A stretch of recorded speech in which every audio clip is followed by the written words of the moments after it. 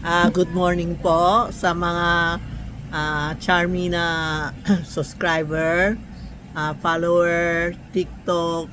Good morning po, no? It's Sunday po. Kasi this week marami ako natanggap na text na sinasabi pa-deliver ko law. Andyan asawa niya, tapos ay mga order niya. Hindi ko nga alam kung sino siya, anong ginamit niya. Kasi ngayon, marami mga legit na ginagamit Tita Maxi Charm.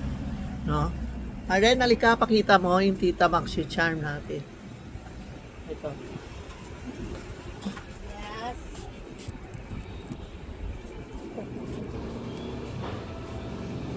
Yan ang mga Tita Maxi Charm original. Yung Tita Maxi Charm, no? Ito ang sa amin.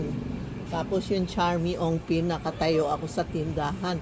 Pag pumunta kayo sa tinda Ongpin, marami nakahanap Tita Maxi, walang magtuturo.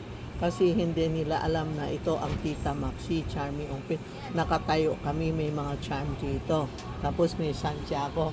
Ito original ko, Facebook na may blue check. Pinayaran ko every month. Pinabayaran ko Maxi Matthew, may Chinese name ko. Basta nakita mo may blue check, ako yun. Ha? Huwag kayo magpapa-deliver. Huwag kayo magbayad muna. Text mo si Tita Maxi o video call mo para kausap ko o kausap mga tindera ko, mga injer ko. Kung original kami, kayo magbayad, mag-deliver. Kasi these 2 days, lahat nakihingi sa akin, rider lang, pupunta na sa kanila o ganun-ganun. Hindi ko nga alam anong order niya po, no?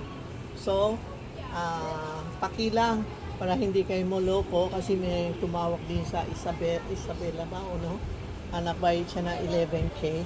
Pero inaantay niya hanggang ngayon, hindi pa dumating. Pag tumawag ka naman, cannot be reached. Kaya huwag kayo magpapaloko na yung mga items nyo, sayang lang po ha. Yan po ha, yan ang original namin.